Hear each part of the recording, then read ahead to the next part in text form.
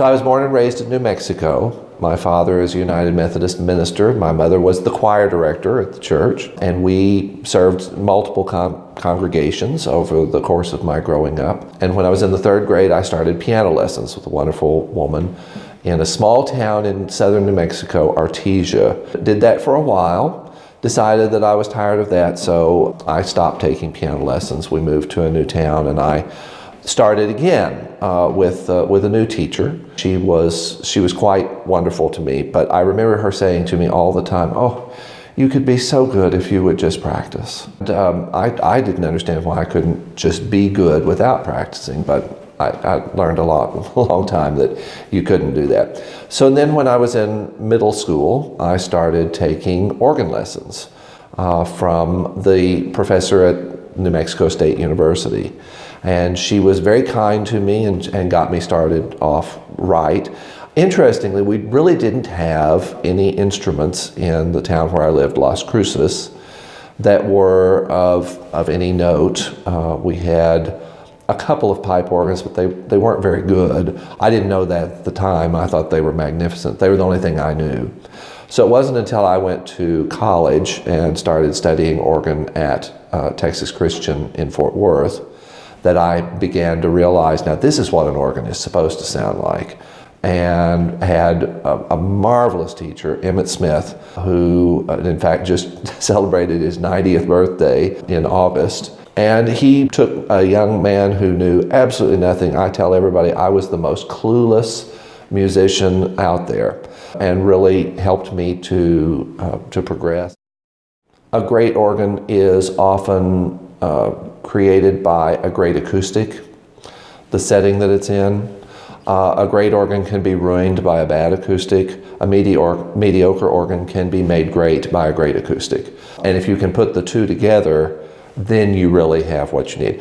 But the essence of a great organ to me is one that reaches out and surrounds you with sound rather than hitting you in the face with sound or sounding as though it's at a distance and you're here, it's there, and the two never really interact much. I can hear it, but it's not doing anything.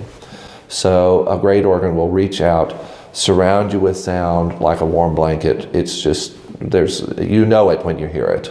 I've played more mediocre organs that sounded magnificent in great rooms than I have played great organs that sounded good in mediocre rooms. If it's a very reverberant room, I usually have to slow down. I usually have to make bigger articulations in anything that I'm playing. So the rests need to be longer. The breath marks need to be longer to give the sound time to go away. Otherwise, in a very dry room, I shorten all of that so that the music can continue without sounding like it just stopped. So yeah, it takes a good deal of adjustment. So most of my playing at the beginning is just listening to the room. What does it sound like when it's coming back to me? Or does it come back to me at all? And sometimes it doesn't come back at all. It's an ability that's more inherent than it is taught. And people have a hard time, if they don't have that ability to start with, they seem to have a hard time grasping what it is they're listening for. So I'm frustrated sometimes with my students as I say, "Do you hear the room? Do you hear what's happening out there?" And they'll say, "No, I don't know what you're talking about." So that can be frustrating. There are two kinds of organs. There's the pipe organ. There's the digital reproduction of the pipe organ. And the pipe organ, of course, is you have a resonant column of air that will produce a pitch. And depending on the length and the width of the pipe will determine both the pitch and the breadth of sound. But digital organs are digital recordings of samples of existing pipework and meant to just recreate that. They have done so to varying success over the years. They always get better, and I think some time ago passed the point of being objectionable, that you'd listen and think that just doesn't sound good. Now they sound fine. They don't sound real. I have yet to hear a digital organ that sounds real. The best ones I've ever heard sound like recordings of real organs, because they are recordings of real organs, which is what I've got here. Everything on here is a sample of an existing instrument from somewhere. So when you play it, even though you're recreating everything, it all sounds like the finest recording of that organ that you could find. Well, a Hammond organ to me is a different animal. It's not meant to sound like a pipe organ. It produces pitches through the tone wheel, and it's just a pure wave, and the only way you get any kind of harmonics are by pulling the drawbars out, and it all comes off of the same tone wheel. It just adds different harmonics. It's always going to have the same tone wave to it, and so they're not really meant to be reproductions of pipe organs. You can play them. They've got a console that's very similar to a traditional organ, but other than the fact that they filled churches for a long time as a very cheap alternative to an actual organ, they're not in wide use now beyond rock bands. One of the first jobs that I had was as the organist for the Blois Camp Meeting Association in far west Texas. I was the organist there for 29 years, and the first organ I played was a concert Hammond, and the serial number was 67. It was one of the first 100 ever built. If it were not for Virgil Fox, I would not be playing the organ. Having said that, 30 years later, I would not play the way Virgil Fox played. But he still electrified me and my excitement about the organ in a way that nobody else did. I remember seeing him on the Robert Schuller Hour of Power playing the Bohème Toccata at the Garden Grove Church. This was in not the Crystal Cathedral, but the old Garden Grove Community Church, and I thought it was just the greatest thing I'd ever seen. So I thought, when I saw him, I thought, now I'm going to do that. I knew nothing about it other than I was going to do it. I also liked E. Power Biggs, although I thought his playing was quite dry by comparison. I still thought I bought every record that was available to me of the two of them. Since then, my real heroes of the organ are probably Olivier Latry from Notre Dame, who I think is just magnificent, and Ken Cowan, who teaches at Rice in Houston, who is the consummate musician, really. I don't know anybody that plays better than he does. I've always wanted to have an organ at home. I belong to a group of organists that perform in El Paso every year. We're part of the Plaza Classic Movie Festival, play the Wurlitzer Theater organ at the Plaza Theater in El Paso as part of that festival. And I was contacted by the man who organizes all of the organists, who actually contacted all of us to say, we have a man who wants to give away a digital organ that he had built for his wife. Would any of you be interested in having it? I immediately said I would, and they said, great, we'll give it to you. And then of course I'm stuck with, all right, it's in El Paso, how do I get it to Georgia? And it's not what I want, I just want the console. I want to take it and gut it and build one of these new Hauptwerk organs that I've been hearing about, that you create your own instruments based on this new technology. So I began the process of figuring that out. I had a friend in New Mexico who had done one of these conversions himself, and he offered to help to get it started, which he did. After a certain point, he had reached the end of what he could do with it. So I made arrangements to bring it to Georgia and to start work on it myself. And I've had some help here as well with it. Interestingly, when I had picked it up, it was white. All of the draw knobs were white, and the keyboards were old ivory. The shell of the console is from a 1928 Cassavant from Canada, has been in at least 3 churches over the years, and then this private residence. So I had to have the console stripped down and refinished.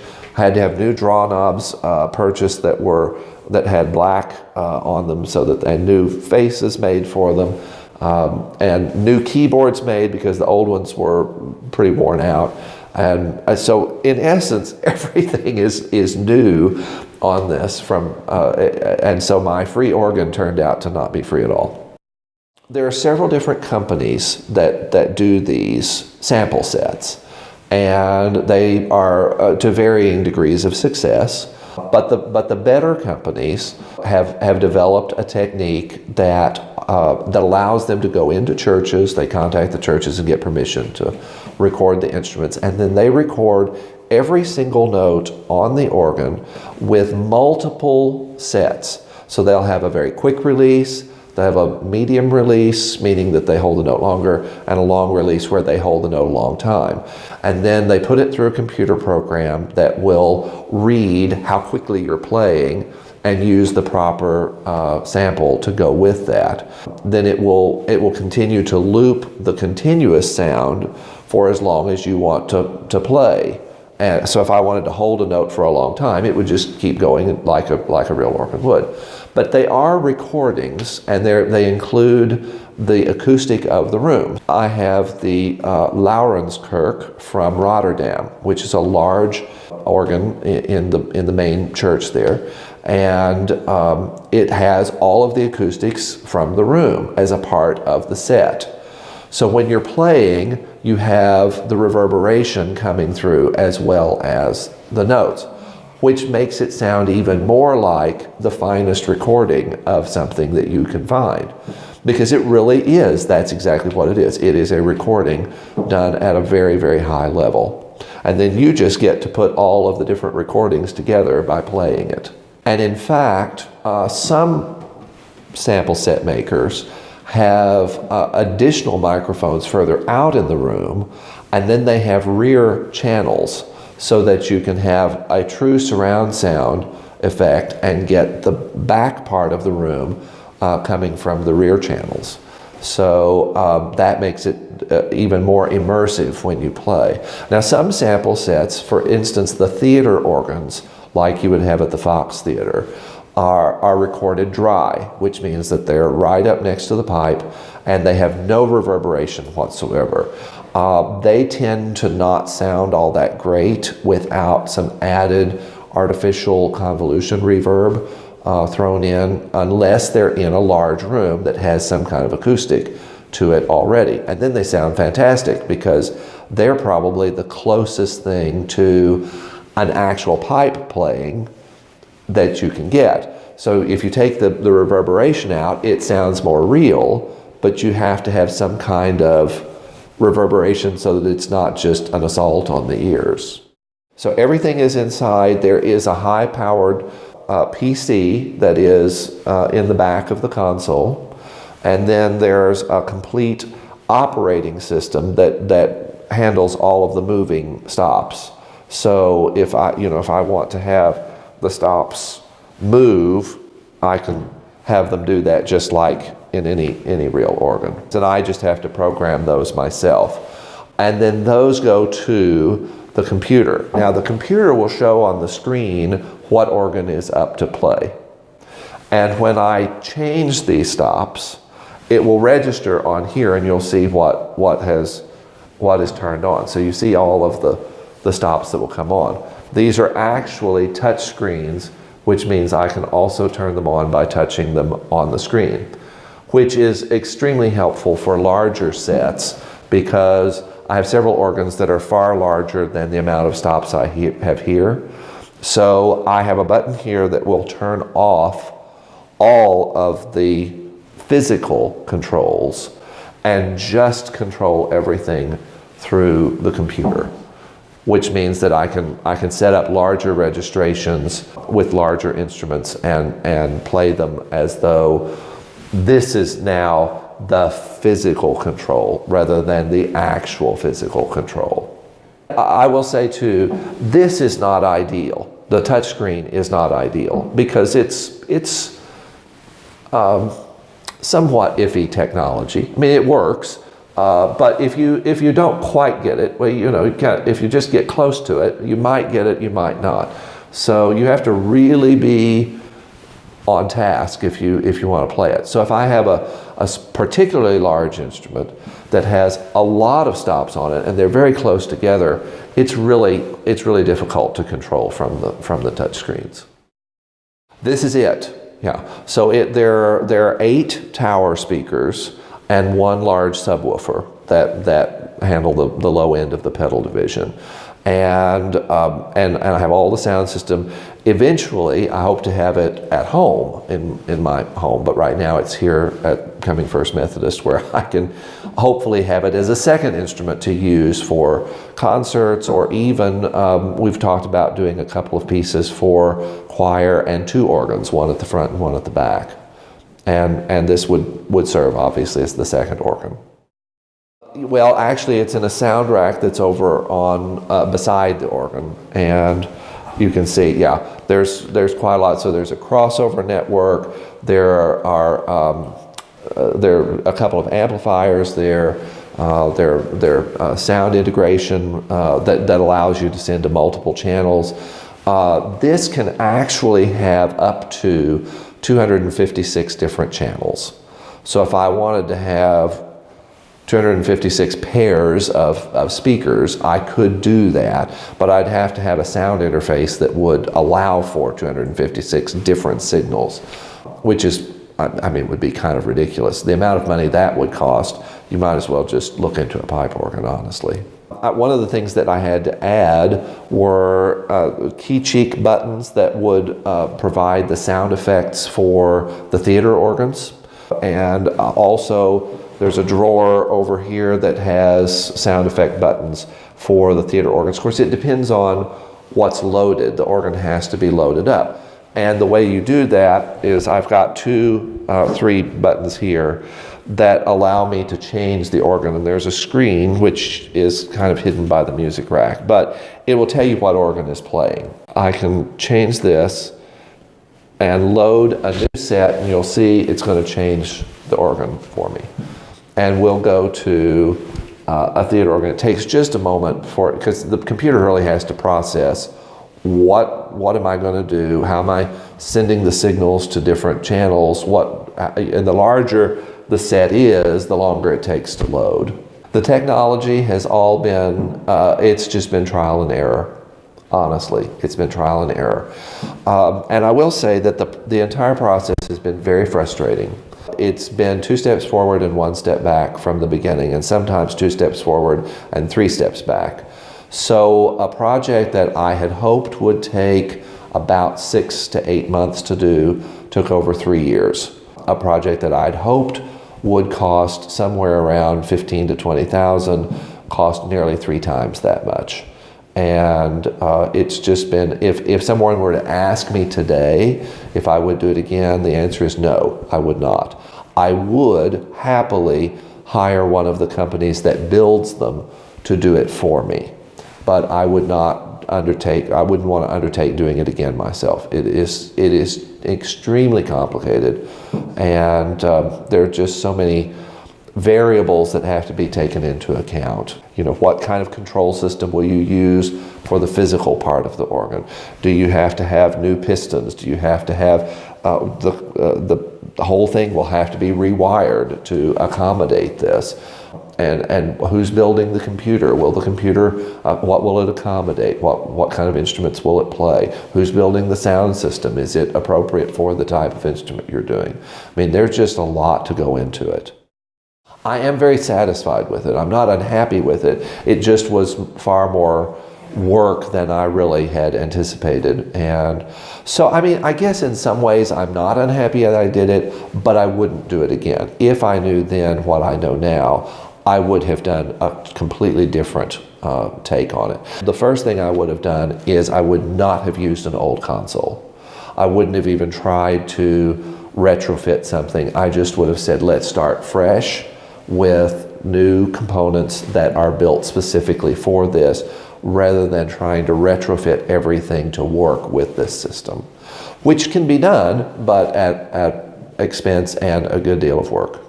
There were lots of moments of, why doesn't it work?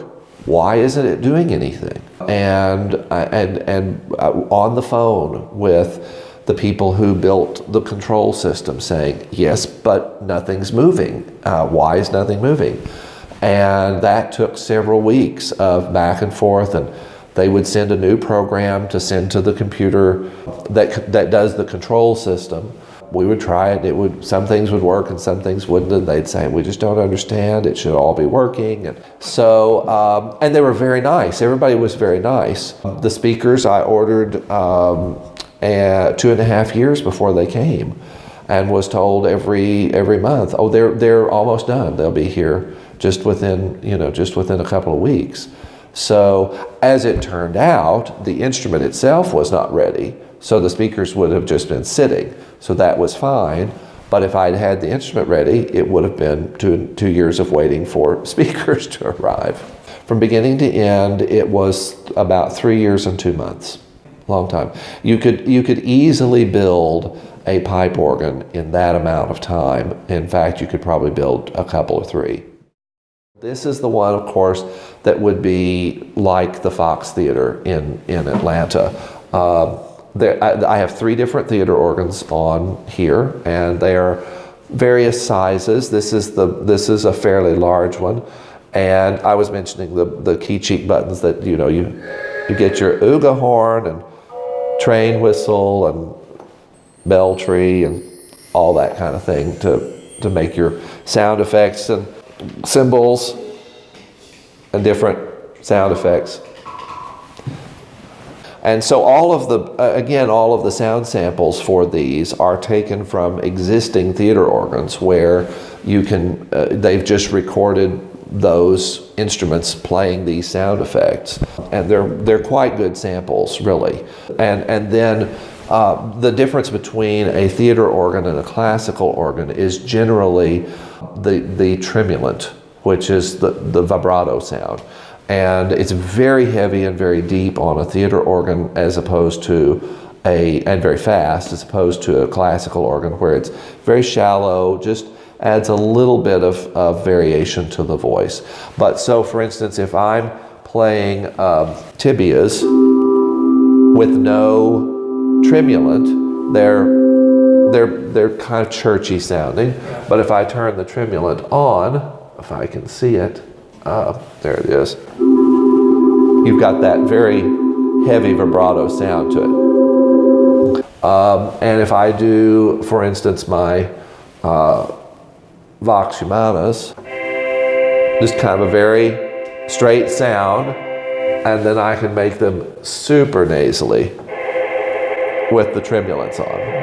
So for these sample sets, they recorded 2 for every note. There was one with the trim and one without, so that you could get both sounds, because they found that they couldn't get a good trimmed effect without recording it in that environment as well.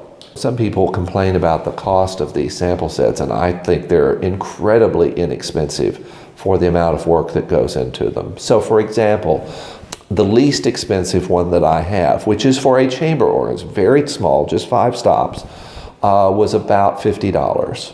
The largest sample set that I have, which is a 5-manual instrument, was $1,500. But $1,500 for 140 ranks is nothing. Now, if you have, like I do, 14 different instruments, now you've got $4,000 or $5,000 into it. But that's I would say the average set is between $300 and $600. There is, it's a small group, but it's worldwide. And amazingly, most of the best sample set makers are from Europe, and they're from the Eastern Bloc countries. One of the finest, really one of the finest, is in the Czech Republic. Another who does all free sample sets, only on a donation basis. If you want it for free, you can have it, but you donations are welcome, is in Poland. I mean, they're all over the place. The company that makes the software is in the United States, but there are not as many United States suppliers of sample sets as there are worldwide. Of course, the great thing about it is if you want to play an English cathedral organ, then you load up Hereford Cathedral and you've got an English cathedral organ. If you want to play a French cathedral, you load up Caen in France and you've got a French cathedral organ. So, it's really, if you want an American classic organ, you load up one of the Chicago organs and play that. I mean, it's amazing, and they are all very different and sound magnificent, really. I'd have to choose probably the driest instrument that we have, because with the room acoustic of a large reverberant sanctuary, I can't have an additional acoustic added into that. The other thing that I could do is buy almost every sample set also comes in a dry version. So you can buy them without any acoustic as a part of that. And those sets are actually cheaper. So because they don't have nearly so much sound processing that has to be done. So I could get the same instrument and just use it in the acoustic of the room, and the room acoustic becomes what's used. Several of the companies that are building these instruments now, of course, the large organ companies are still Allen and Rogers. Those are the main digital organ builders. But there are more and more churches that are opting for these instruments because they want the very specific instruments to play. So they want to be able to cycle through. This Sunday we want to use an English organ. Next Sunday we want to use a French organ.